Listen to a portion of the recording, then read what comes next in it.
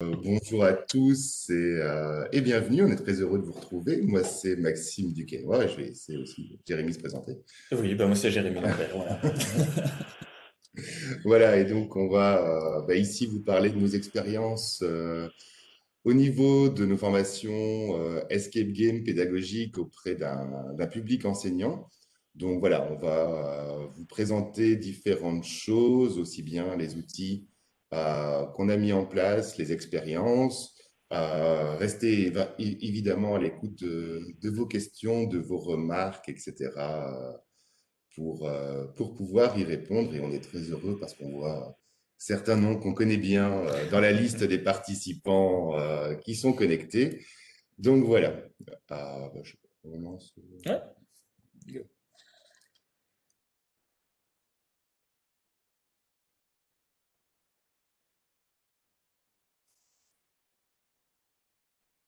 Voilà, j'espère que vous avez bien le partage d'écran avec le support. Donc, le but de notre atelier, c'est de vous faire découvrir ce qu'on fait en fait, puisque on va se présenter quand même en deux mots. À la base, moi, je suis instituteur primaire. Actuellement, je suis enseignant dans le supérieur où je forme les futurs profs de cours techniques et professionnels. Donc, c'est en Belgique. C'est un peu un cursus particulier qui est spécifique à la Belgique, qui formerait des profs de lycée pro, en fait, si vous voulez. Et à côté, je suis formateur et au sein de la SBL, l'association Portail Éduc avec Jérémy. Et donc, on donne différents types de formations, dont notamment les escape games pédagogiques. Je ne sais pas si tu veux te présenter un peu plus. Oui, bah, moi initialement je suis enseignant en lycée et voilà. Sinon je travaille comme Maxime en promotion sociale ici en Belgique et j'ai surtout dans mon école un rôle une fonction de conseiller pédagogique et technopédagogique. Voilà. Voilà, et pour resituer un tout petit peu le contexte, on s'est lancé donc dans des formations aux escape games pédagogiques, séduits notamment par le travail de certaines personnes comme Christelle et aussi par des découvertes qu'on avait fait à Ludovia il y a quelques temps maintenant, bien avant toutes les crises sanitaires et autres. Et on voulait vraiment pouvoir, dans nos formations, que les enseignants puissent s'immerger dans le dispositif pour comprendre les tenants, les aboutissants, etc., par ce principe d'immersion et aussi d'isomorphisme par rapport aux activités que on allait lancer. Et donc, Excusez-moi, l'écran est noir. L'écran est noir. On n'a pas le ah, partage d'écran. Oh, alors, on va essayer ça. éventuellement partager tout l'écran. Non, parce que sinon ça risque de...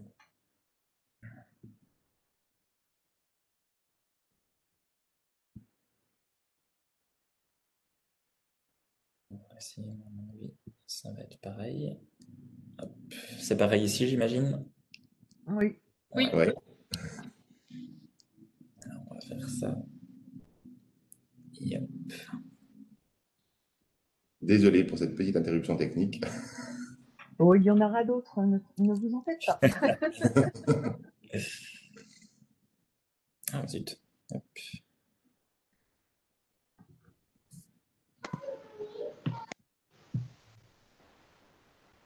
Jean-Baptiste Hurel, est-ce que vous pourriez fermer votre micro, s'il vous plaît, Non, il est ainsi que les autres participants, s'il vous plaît, afin qu'on n'ait pas un phénomène d'écho. Merci beaucoup. ça. Hop.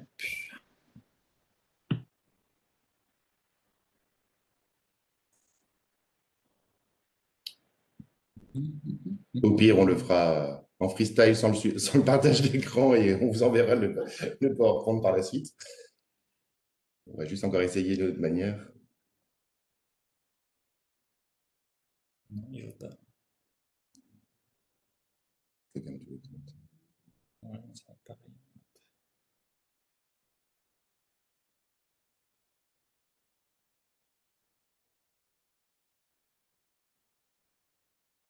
Auriez-vous toujours un écran noir? Oui, il est toujours noir, effectivement. Oui. Oui, désolé. Est-ce que tu peux m'envoyer éventuellement un lien si c'est en ligne ou Euh, je... oui, c'est parce que je réfléchis. On va changer éventuellement d'ordi. On va Ouais, on peut faire passer, ça. on va vous expliquer comme ça pour les premières secondes et puis on va changer D'accord. d'ordi. Comme ça nous permettra après de basculer sur autre chose. Donc, le temps de lancer la version de secours. Donc voilà, pour resituer un tout petit peu le contexte, ben voilà, on accueille en fait dans nos formations des enseignants qui souhaitent pouvoir mettre en place évidemment des escape games pédagogiques. Et donc, on a créé pour ce faire plusieurs escape games pédagogiques afin de les immerger dans ce dispositif. Et c'est ces différents escape games qu'on a envie ici de vous présenter pour justement que vous puissiez voir un petit peu comment on a fonctionné. Et donc, notre postulat de départ, quand on a lancé nos formations, c'est de partir avec des escape games qui sont non disciplinaires. Pourquoi? Parce qu'on reçoit, voilà. Alors, désolé. Voilà. On va refaire le partage d'écran. On est arrivé sur un autre. On va réessayer en espérant que cette fois-ci, ça fonctionne bien. Donc, si vous me laissez encore une petite seconde, je suis vraiment désolé pour cette interruption momentanée.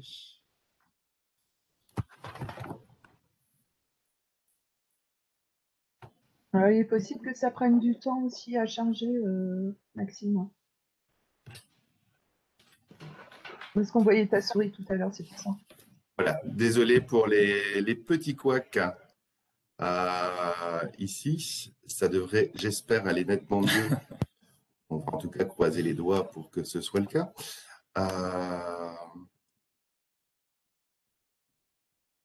Ça doit être bon. Oui, Là, c'est bon. c'est bon, voilà. Oui. Comme quoi, il vaut toujours mieux travailler sur un PC que sur un Mac. Voilà, donc hop, je vous passe les premiers slides dont on vous a déjà parlé pour vous faire rentrer. Ici, donc, dans notre postulat de départ, des exemples non disciplinaires, sachant qu'après, dans la formation, on part sur des exemples disciplinaires. Vraiment des outils accessibles, relativement faciles à prendre en main. Le choix aussi d'approches semi-numériques. Pourquoi? Parce que on sait très bien que dans les écoles, il n'y a pas toujours les outils numériques qu'on souhaiterait. Évidemment, une expérience ludique et un point très important sur lequel on reviendra tout à l'heure, c'est le débriefing. Alors, le premier outil qu'on va vous présenter et qu'on utilise en formation, c'est l'Escape Box. Alors, l'Escape Box, c'est relativement simple, hein, vous allez le constater ici tout de suite. C'est que, voilà, il s'agit en fait d'une boîte. Donc, vous la voyez ici sur la gauche, une vieille boîte à archives qu'on a repeint, sur laquelle on a installé des cadenas qu'on a un peu customisés. Et à côté, des emporte-pièces pour des biscuits, etc., sur lesquels on a inscrit des chiffres.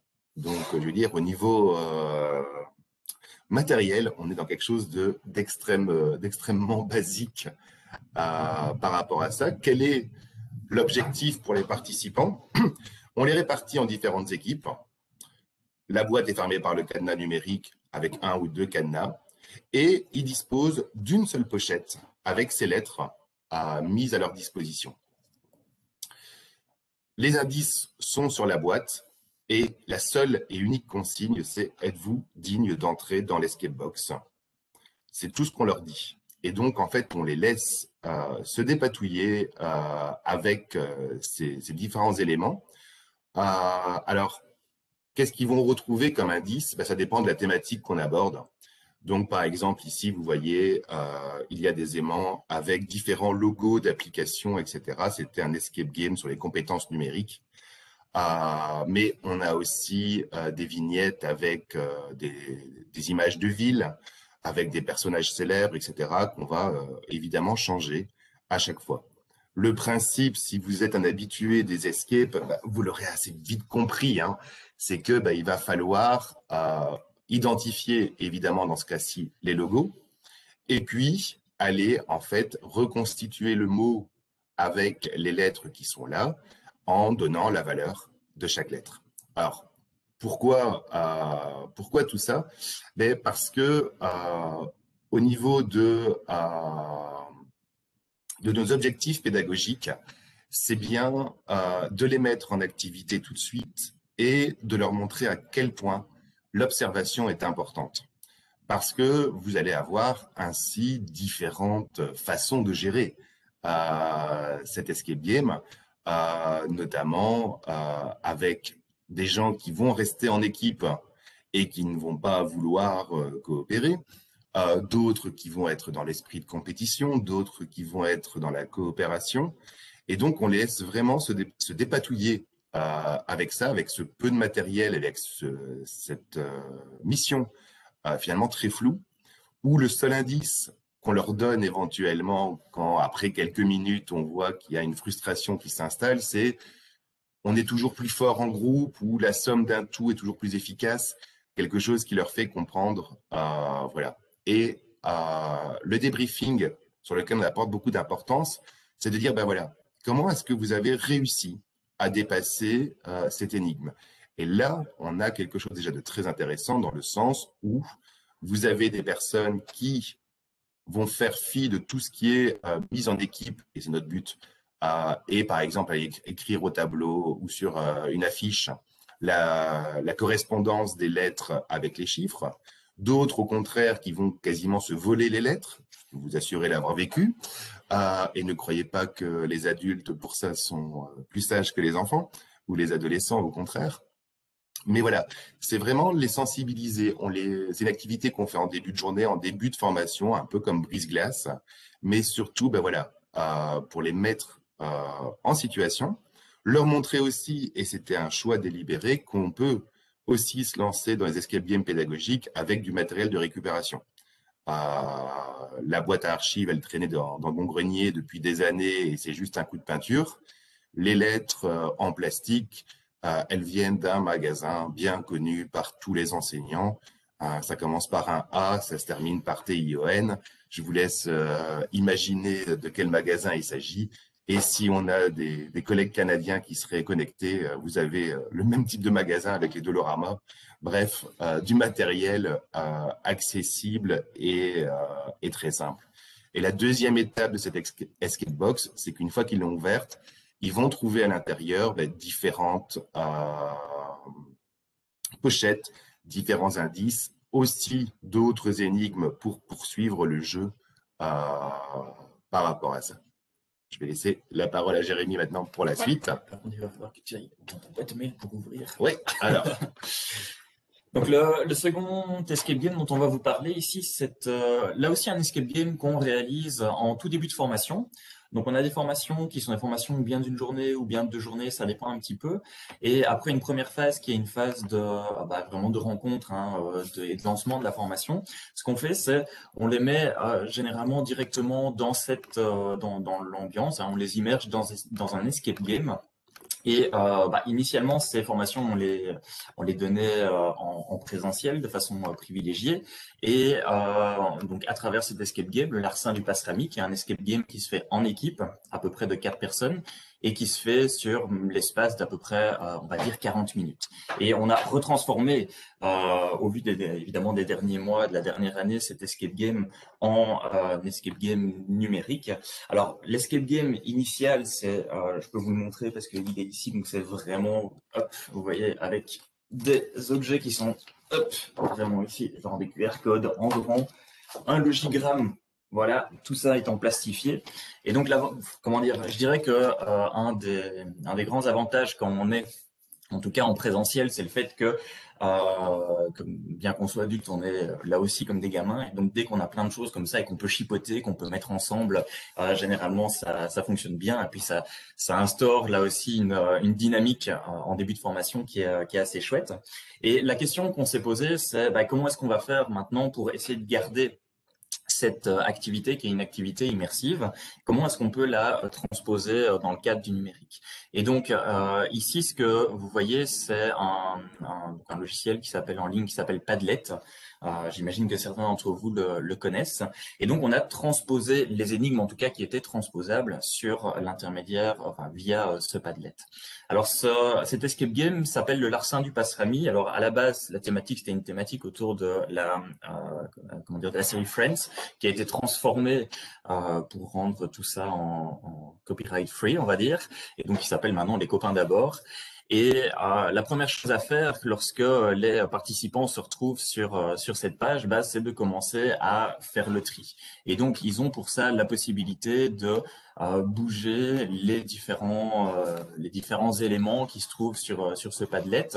Et c'est vrai que c'est la première étape, c'est vraiment faire le tri parmi tous les éléments qu'on peut avoir. Et ça, c'est exactement la même chose aussi lorsqu'on fait cet escape game en version présentielle.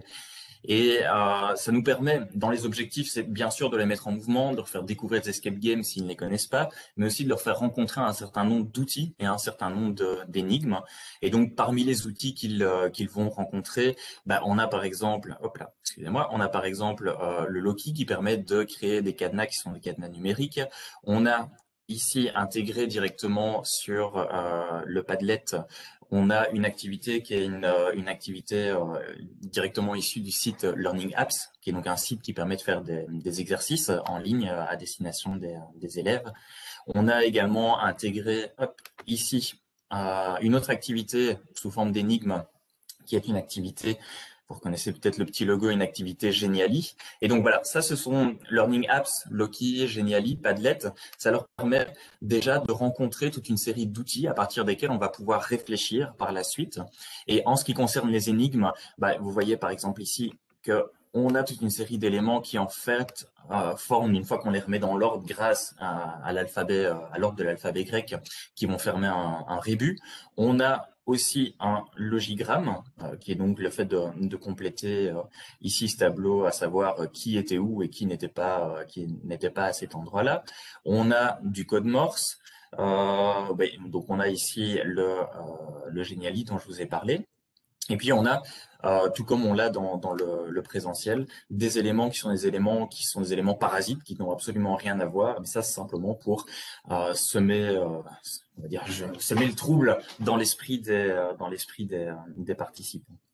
Donc voilà, c'est vraiment dans les objectifs ici de cet escape game, c'est les mettre en mouvement, leur faire rencontrer un escape game, leur faire rencontrer toute une série de types d'énigmes et également des outils. Et donc ça nous permet, à partir de là, d'avoir vraiment un matériau qui est très très complet pour le débriefing qui arrive après. Et à partir de ce débriefing, alors là, on part sur des considérations qui sont des considérations un peu plus théoriques sur comment on fait des escape games et comment on construit des énigmes, etc. Tu veux ajouter quelque chose? Non. Je vais juste vérifier si dans le chat il y avait des questions. Alors, pour cet escape game, généralement, ce sont des équipes de 4. Que ce soit d'ailleurs en présentiel ou à distance.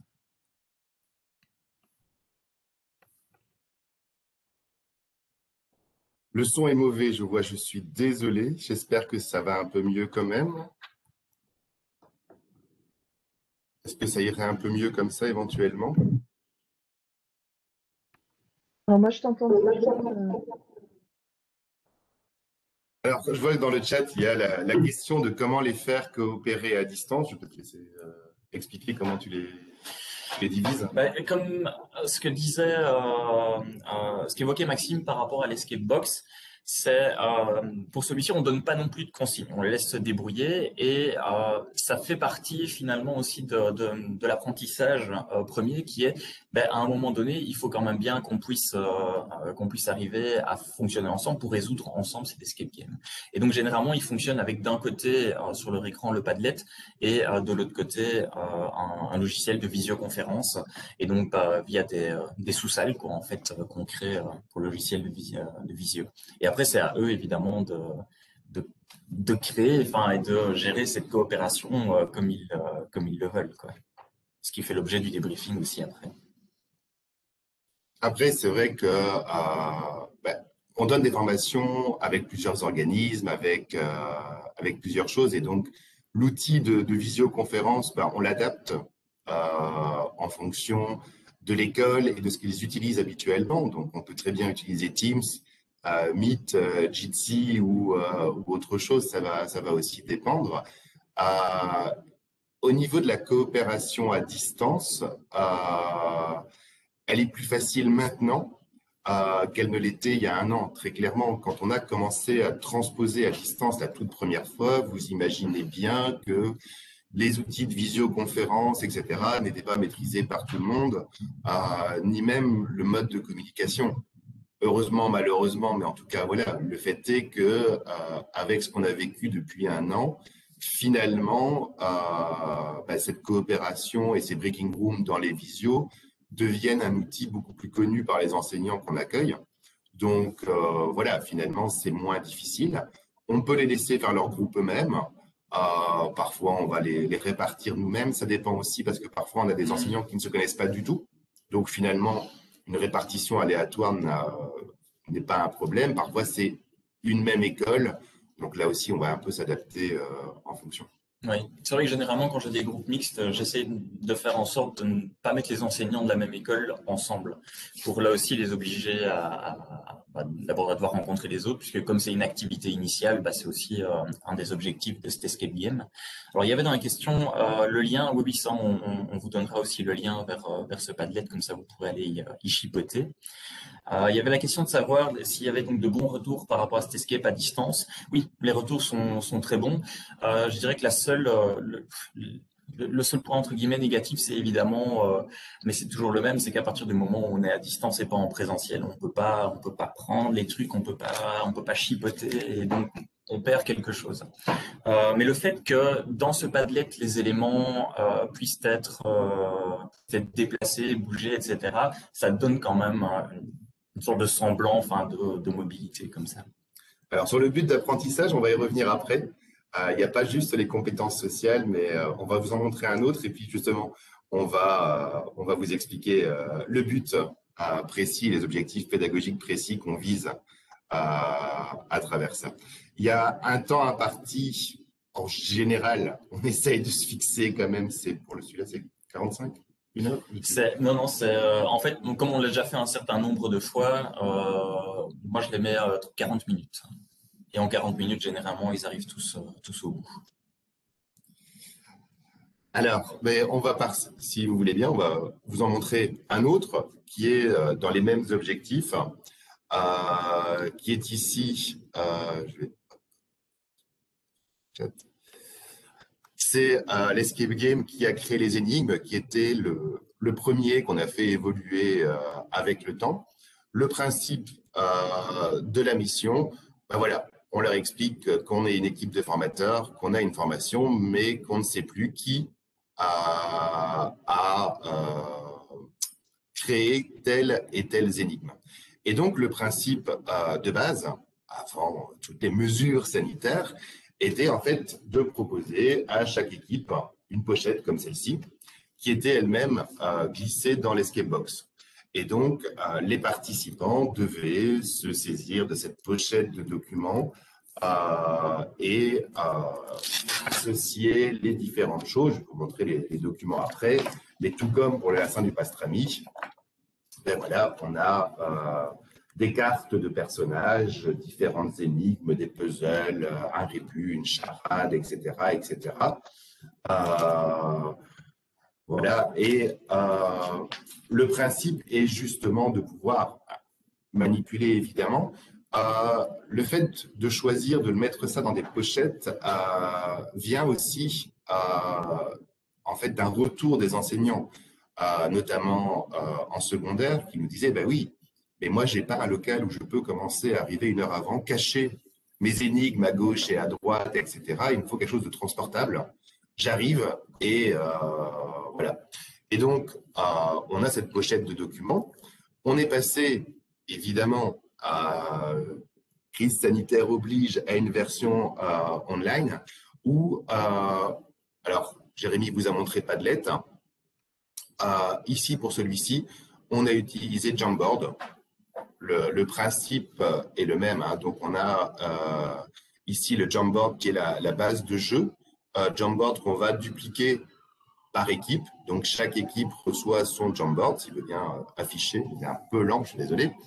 Et donc, en fait, sur chaque slide du Jamboard, ils vont retrouver finalement tous les éléments qui sont présents dans la pochette. Donc, vous voyez ici les différents personnages.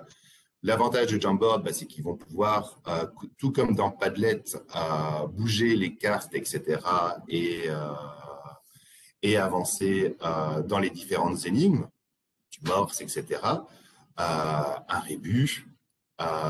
Ici, il y a des cartes à bouger qui renvoient aux cartes des personnages qui vont permettre d'ouvrir un Loki de couleur, ou comme ici, où ils doivent colorier, si vous connaissez, les cases. L'avantage de Jamboard, c'est que comme c'est un tableau blanc, ils vont pouvoir écrire dedans. Et donc, par exemple, ici, je vois la question dans le chat, quel est l'atout, la différence entre Jamboard et Padlet?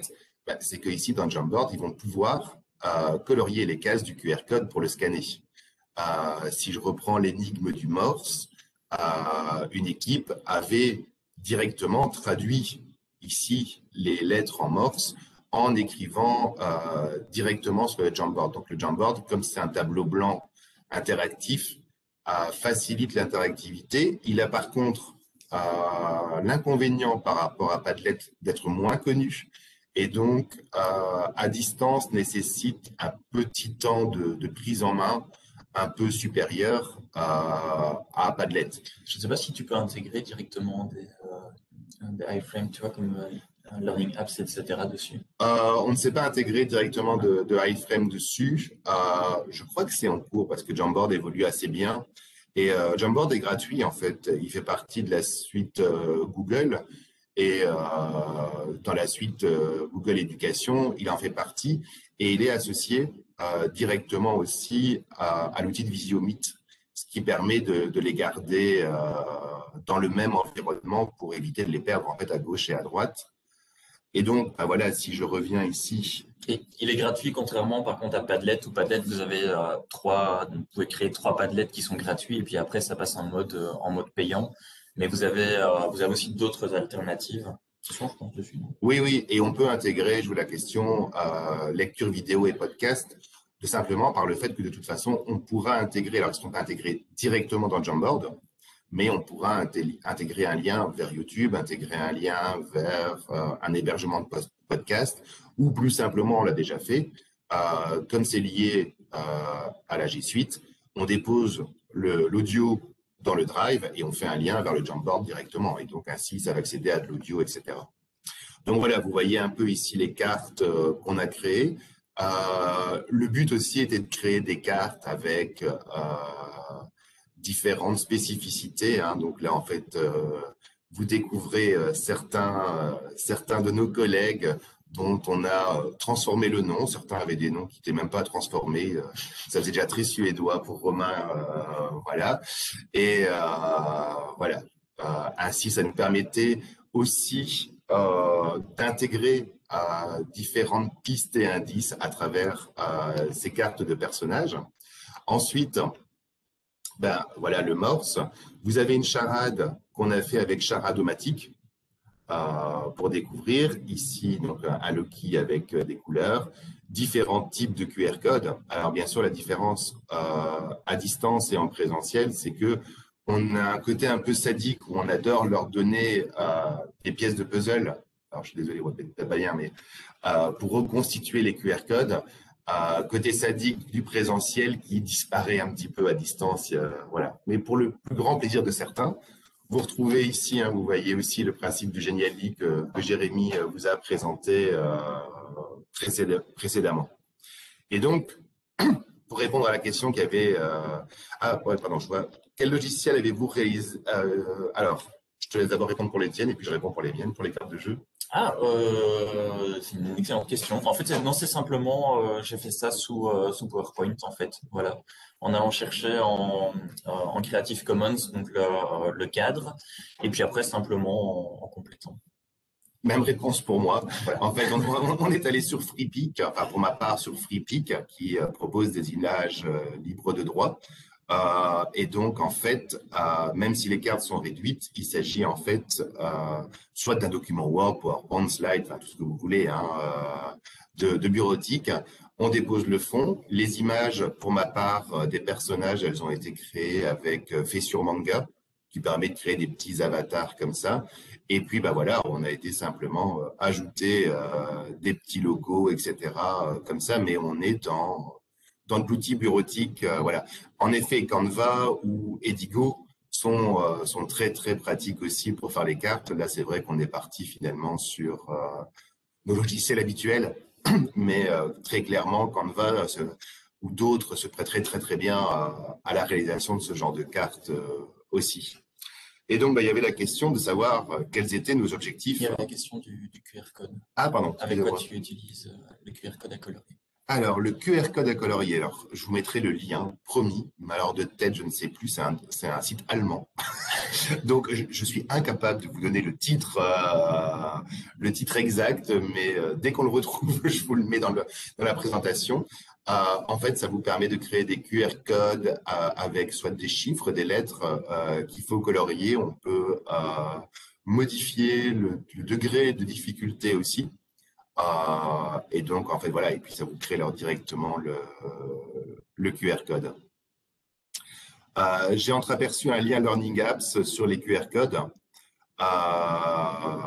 Disons que l'avantage de Learning Apps, c'est que le QR code étant directement intégré, c'est assez facile. Et on utilise assez bien Learning Apps dans les énigmes parce qu'en fait, on peut modifier le feedback. Et bah, ça me permet de répondre du coup à nos objectifs et à la question. Évidemment, il y a les compétences sociales, on va y revenir, mais nos premiers objectifs pédagogiques, c'est de faire découvrir aux enseignants des outils de création d'énigmes, mais aussi transposables dans leur classe au-delà de l'escape game pédagogique, c'est-à-dire des outils que je peux réinvestir. Voilà, Malton Code pour le, je vois, pour le QR code à colorier, merci. Et donc, on veut leur montrer qu'il y a des outils, évidemment, qui vont en escape game, mais qui sont des outils qu'on peut utiliser dans la pratique pédagogique de tous les jours pour mettre les élèves en situation de défi, pour varier un peu les choses. Et donc, bah, notamment, hein, je veux dire, qui n'a pas été chez les scouts et a fait un jour la découverte du morse, mais aussi bah, l'usage des charades et des rébus avec rébus-o-matic et charades-o-matic, voilà. Leur montrer toute une série, leur faire découvrir l'intérêt de toute une série d'outils numériques, d'applications qu'ils parfois ne connaissent pas. Je vous en parlais ici de Learning Apps, mais par exemple aussi bah, pour faire les QR codes, ce qui nous permet d'ailleurs par la suite d'expliquer comment créer un QR code, à quoi est-ce qu'il peut servir, etc. Je vais expliquer peut-être les autres aussi, hein.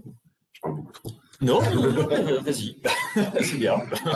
L'occasion de leur montrer Loki, Genially, Jamboard, Padlet, de leur montrer aussi, comme disait Jérémy, Padlet est payant, donc il y a des alternatives à Padlet moins connues, mais finalement assez efficientes. Ouais, par rapport à ces deux alternatives que vous voyez ici, MiddleSpot et Lino, les deux fonctionnent exactement comme Padlet. La différence avec Lino, c'est qu'il n'y a pas moyen d'intégrer directement du code et donc par exemple d'avoir directement l'exercice Genially ou Learning Apps qui apparaîtrait sur le bureau, quoi. Et par rapport à MiddleSpot, là par contre, c'est extrêmement complet.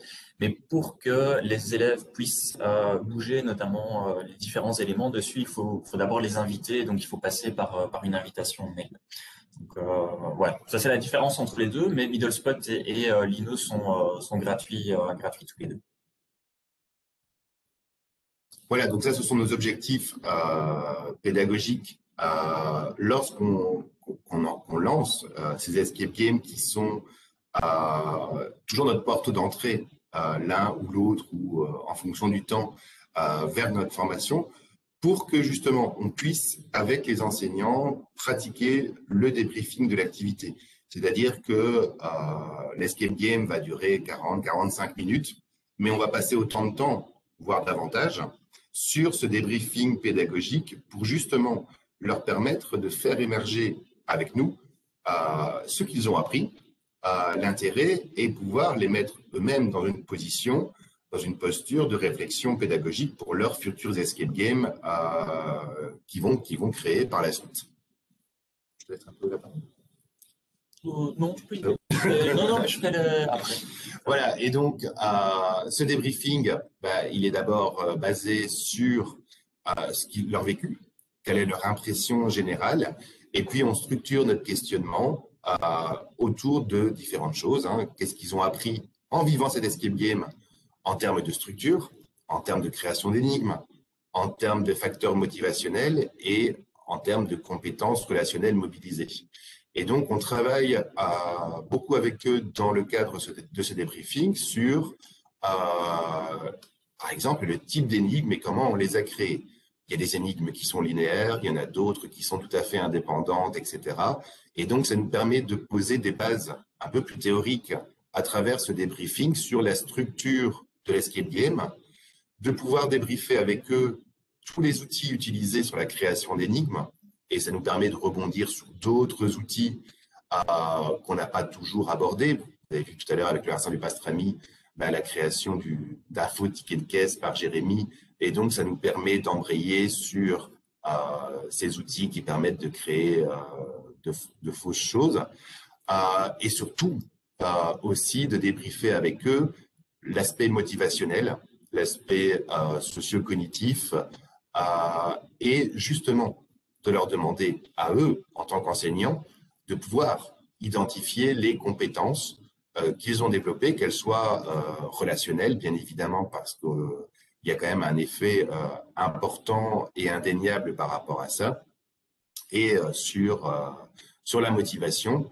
Et puis, bien évidemment, on leur pose la question, et si c'était à refaire, qu'est-ce que vous garderiez, qu'est-ce que vous transposeriez à nouveau pour faire travailler la réflexivité par rapport à ça.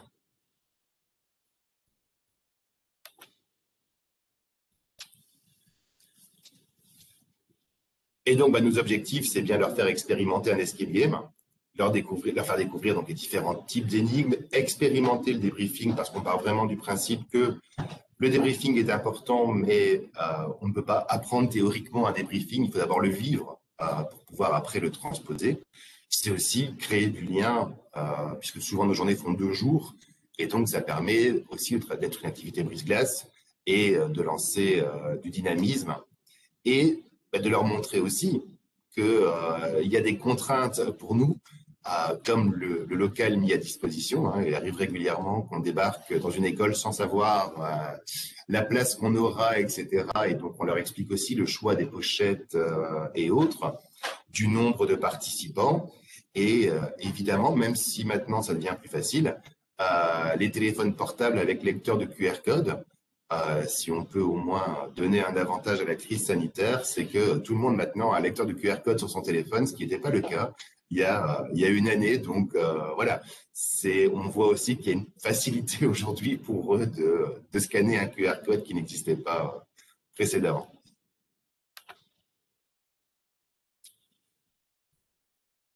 Voilà, ce débriefing, c'est vraiment notre partie importante.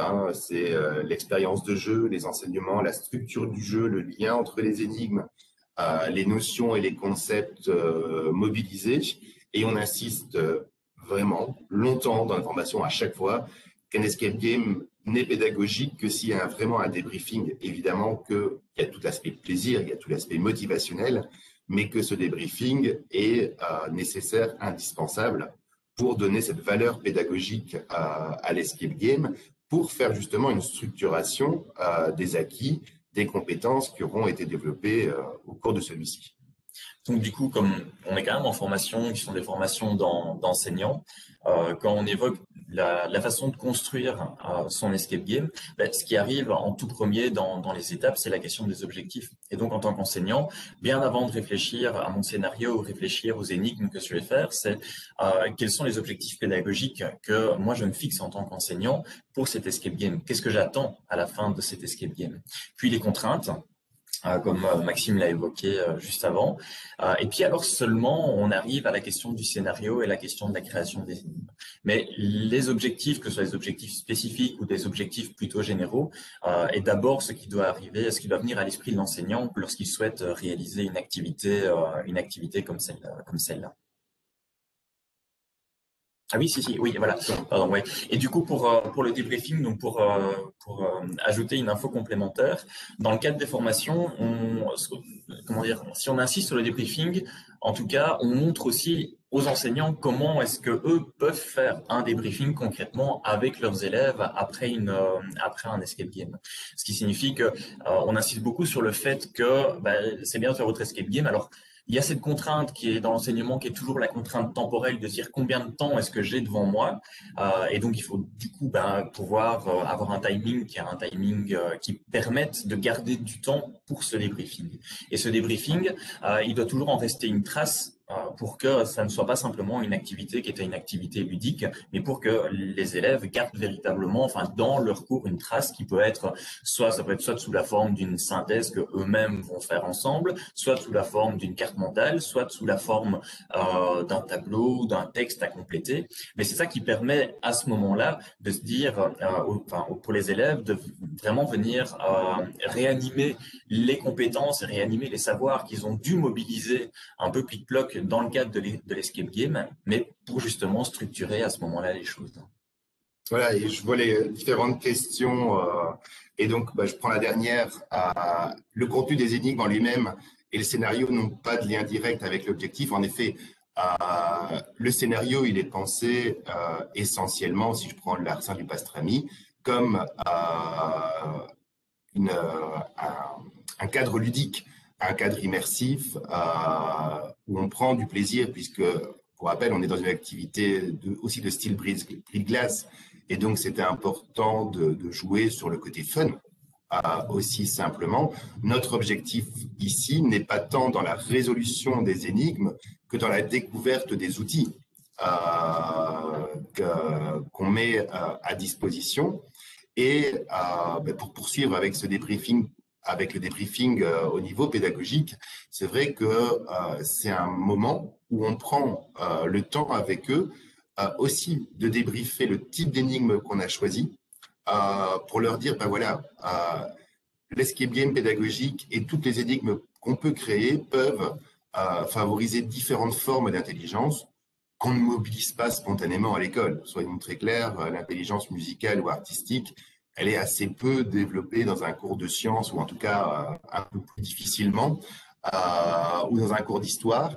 Et c'est de leur montrer que, voilà, justement, il y a moyen de pouvoir travailler ces apports cognitifs d'une autre manière.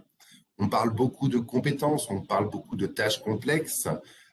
Et quand on en parle de façon théorique dans les cours, ça paraît toujours très compliqué. Or, par essence, un escape game pédagogique devient une tâche complexe où il faut mobiliser des savoirs, des savoir-faire, des savoir-être, et où, comme on est dans la pédagogie ludique, le principe de l'essai-erreur fait partie du jeu. Ça fait partie du postulat de base où je peux me tromper. Et donc, justement, dans ces apports cognitifs, voilà, on fait vraiment ressortir pour nous ces fondements importants qui devront après être aussi leurs piliers pour construire leurs escape games pédagogiques. Oui, le troisième élément que vous avez dans les aspects cognitifs, c'est le fait de favoriser. Alors, on a le soleil qui, le fait de favoriser la pédagogie par essai-erreur, puisque quoi qu'il en soit, et même si en tant qu'enseignant, on sait qu'on n'est pas dans une posture de jugement quand un élève donne une réponse et qu'il se trompe, il y a quand même un cadre scolaire qui, pour quand même un certain nombre d'élèves, se révèle toujours un cadre scolaire un peu enfermant comme ça où on peut pas faire d'erreur, ou si on fait une erreur, on va être jugé par l'enseignant, ou pire encore, on va être jugé par le reste de la classe. Or, le fait d'être dans une activité de type escape game permet justement d'essayer des choses, et puis si on se trompe, c'est pas grave, et puis on est aussi dans le mouvement, on est avec les autres, et donc on peut aussi confronter comme ça les différents savoirs, les différentes manières de faire, et c'est pas grave si on se trompe. Je vois que le temps passe et donc on arrive tout doucement ici.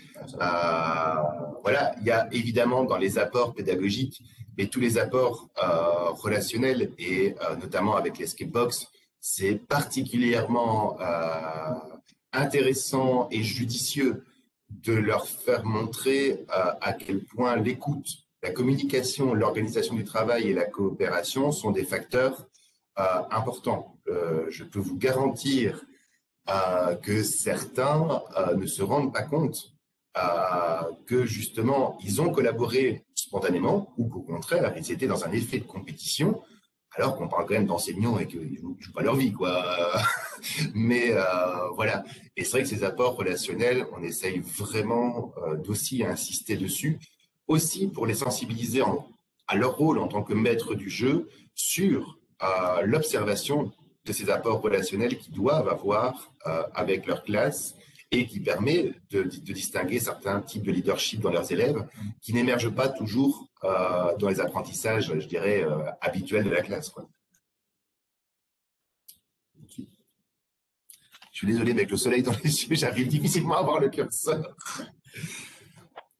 Et enfin, les apports affectifs ou socio-affectifs, évidemment, au niveau motivation, au niveau, si on part dans les sciences cognitives, la question de l'intérêt, on est dans de la motivation intrinsèque, voire de l'intérêt, et où ça peut être un pont, d'ailleurs, vers les sciences cognitives et vers les travaux autour de la motivation. Pour ça, si vous êtes intéressé, je vous renvoie aux travaux de Fabien Fenouillet à Paris 8, par exemple, ou de toute l'équipe de Philippe Carré, qui sont aussi de très bonnes balises pour créer des énigmes par rapport à justement cette implication et cette motivation. Évidemment, il y a aussi la diversité pédagogique, de rompre avec la routine habituelle de la classe par une approche un peu différente. Je ne sais pas si tu voulais compléter. Oui, non, simplement peut-être revenir sur une question qui avait été posée par rapport au lien entre effectivement un escape comme l'Arsène du Passe-Rami ou l'escape box où il n'y a pas de contenu disciplinaire. Ça, généralement, donc, comme Maxime l'a rappelé, c'est ce qu'on fait en début de formation. En fin de formation, par contre, on a une autre, un autre escape game qui est un escape game qui se fait lui aussi en présentiel et en virtuel, et où là, par contre, les énigmes sont des énigmes disciplinaires. Et donc, il y a une énigme de type géo, une énigme histoire, il y a une énigme français, maths, etc., qui permet du coup aux enseignants de vraiment se rendre compte, ah oui, ok, mais moi, en tant que prof de maths, je pourrais faire une énigme comme ça, je vois à quoi ça peut correspondre. Et c'est un escape game qui est très intéressant à faire en présentiel parce que le pitch, si vous voulez, c'est ils doivent s'introduire dans le bureau de leur direction pour pouvoir se rendre sur l'ordinateur pour avoir les horaires de l'année prochaine. Et donc voilà, l'escape game tourne autour de ça. Et généralement en présentiel, moi en tout cas, je les fais rentrer tous ensemble. Et donc là, il y a évidemment le matériel, en plus de ça, les caches, l'encre invisible, et je les fais rentrer tous ensemble, donc ils sont souvent une quinzaine, et c'est là qu'ils se rendent compte aussi que même s'ils savent, parce qu'ils viennent de passer 2 jours quand même à faire des escape games, et même s'ils savent qu'ils doivent commencer par s'organiser, etc., ils se rendent vraiment compte qu'en fait, quand on les lâche comme ça, et si on les lâche comme ça sans une organisation préalable, en fait, ça va vraiment dans tous les sens. Même si on sait, en tant qu'enseignant, qu'on devrait s'organiser et se répartir les tâches pour pouvoir être efficace dans la résolution de l'escape game. Donc voilà, c'est en tout cas une façon de faire qui est intéressante, toujours par la mise en contexte pour se rendre compte des choses de l'intérieur et donc de la manière dont les élèves eux-mêmes vont pouvoir ressentir et vivre les choses quand ils vont expérimenter un escape game. J'essaie de retrouver, pendant que Jérémy parlait, pour répondre dans le chat, la référence avec Fabien Fenouillet.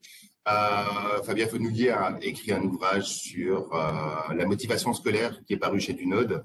Vous avez aussi un ouvrage de synthèse sur la motivation très accessible. Et si je ne me trompe pas, il avait fait un site internet qui s'appelle Les Motivations, au pluriel sans espace, .net, si je ne me trompe pas, mais je peux le trouver et on vous le rajoutera dans les références. Dernier exemple, puisqu'on arrive tout doucement à la fin, et voilà. Autre escape game qu'on a réalisé suite aux circonstances sanitaires pour pouvoir le faire totalement à distance, mais avec d'autres outils, c'est Panique au musée. Donc, vous allez pouvoir aller le consulter, hein, puisque vous avez le lien qui est ici à votre disposition. En fait, comment est-ce qu'on l'a créé? On l'a créé avec Book Creator. C'est aussi une autre manière de montrer d'autres supports par rapport à ça. Et donc, dans ce Book Creator, ils vont retrouver, évidemment, comme tout escape game qui se respecte, une mission. La mission est présentée en vidéo. Et en fait, sur chaque page du livre, des énigmes renvoient à certaines connaissances en lien plus ou moins proches avec le musée et la culture. Et donc, ça nous permet de leur faire explorer différents types d'outils, le Merge Cube par exemple, mais également Google Art et Culture, puisque ils doivent aller sur Google Art et Culture pour aller zoomer sur un tableau pour résoudre l'énigme. Ça leur permet de travailler sur Google Maps et ils doivent passer du coup en mode visualisation et pas simplement carte pour après arriver à résoudre une énigme. Et voilà, ici, sur une question de littérature qui les renvoie vers Twitter et vers une énigme. Le but ici, à nouveau, est de pouvoir faire découvrir différents types d'outils et vraiment sensibiliser les enseignants au fait que, voilà, évidemment, il y a des sites spécialisés pour la création d'énigmes, il y a des outils très spécifiques comme Loki, mais que finalement on peut détourner et que tout est question de créativité qu'on va pouvoir aller détourner à l'usage du Mercube, de Google Maps, de Book Creator ou de plein d'autres choses pour avancer et créer ces différentes énigmes. Et voilà, alors j'ai vu quelques questions dans le chat. Alors non, nous n'avons rien publié dans une revue pro, mais c'est une très bonne idée. Pourquoi pas, quand on aura le temps, ça pourrait être très chouette. Mais voilà, je vois que le site de Fabien, lesmotivations.net, est arrivé. Donc voilà, vous aurez ainsi toutes les références. Je ne sais pas si on n'a pas eu, si on a passé. Alors en effet, hein, vous allez avoir les débriefs cartes aujourd'hui dans les ateliers, etc. On n'a pas listé les compétences psycho-émotionnelles développées. C'est vrai qu'on les a gardées, je dirais, dans une sphère assez générique, sans pour autant aller toutes les lister. Mais voilà, de très bonnes idées. Si on fait une publication, on va pouvoir. Voilà, on a réalisé un dossier de veille sur la pédagogie du jeu. Dossier qu'on espère bien pouvoir après remettre à jour prochainement. Tout est question de temps, bien évidemment. Alors, le lien du Bitly, c'est bit.ly/panique au musée directement, mais il sera repris, si vous le souhaitez, directement dans le support, hein, mais vous l'avez ici qui s'affiche. Alors, il nous reste quelques minutes avant la fin de l'atelier. Je pense qu'on a bien géré le timing. Je ne sais pas s'il y en a qui veulent poser des questions en direct.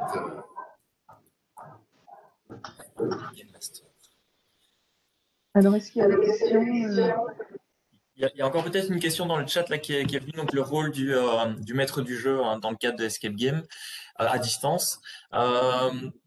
En tout cas, moi, de la manière dont je le vis, il y a vraiment une question de support technique d'abord, hein, parce que il y a toujours bien un moment donné où le partage d'écran ne fonctionne plus, voilà, par exemple, ou alors que il y a quelqu'un qui finalement se retrouve, enfin, qui quitte sa salle sans faire exprès. Bon, il y a d'abord ça.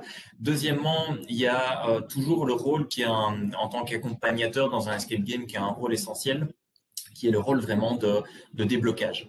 Il n'y a rien de plus frustrant que ce soit avec des ados, des enfants ou des adultes que de se sentir bloqué et de se dire ok mais là je peux vraiment plus rien faire. Et donc là le rôle d'accompagnement du maître du jeu, c'est vraiment de pouvoir fournir des petits indices comme ça de temps à autre. Et je dirais ça demande peut-être beaucoup plus d'énergie à distance parce qu'il faut vraiment passer d'une salle à l'autre à chaque fois pour voir si les choses fonctionnent. En même temps, sans être trop intrusif, pour pas non plus qu'ils se sentent un peu, enfin, trop regardés, quoi. Mais en tout cas, globalement, le rôle reste quand même le même. parce qu'il y a aussi la gestion du temps, par exemple, mais avec les soucis techniques en plus. Cognitivement, voilà, pour moi, le rôle est plus fatigant, comme disait Jérémy, Ouais. à distance. Pour vous donner un simple exemple, le nombre de fois où j'ai changé de salle en oubliant de couper mon micro dans la première salle et donc de continuer à parler dans la deuxième pendant que les premiers, enfin voilà, ça demande une rigueur à distance. Alors heureusement, les outils de visio ont évolué avec les breaking rooms, etc., ce qui facilite la vie. Mais c'est vrai que ça reste techniquement, il faut être très rigoureux, certainement encore plus que le rôle en présentiel, mais ce rôle est toujours le même finalement. Avoir ses coups de pouce, avoir cette, les rassurer au niveau de leur évolution et gérer le temps en acceptant aussi évidemment que bah, voilà, le côté à distance, par exemple, il y a 5 minutes de plus qui sont juste la découverte de l'environnement de visio, parfois pour certains. Et donc, c'est à prendre en compte, évidemment, dans le timing du jeu par rapport au présentiel. Ça et comment dire, la découverte du logiciel utilisé, par exemple Padlet ou Jamboard, etc. Le temps qu'ils se familiarisent aussi d'abord avec ça. Voilà, je ne sais pas s'il y a d'autres questions. Merci en tout cas pour vos retours dans le chat. Ça, apparemment, ça a permis. Je ne sais pas si Christelle, tu veux toi-même réagir. Ah non, mais moi, par contre, j'ai un gros. Oui.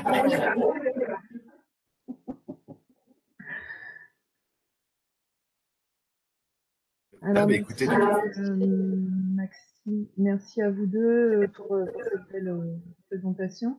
Je ne sais pas s'il y a des questions. On vous mettra de toute façon les liens. On a vu passer, donc, et merci dans le chat à Christelle, à Siam et à d'autres d'avoir assuré le suivi et les réponses.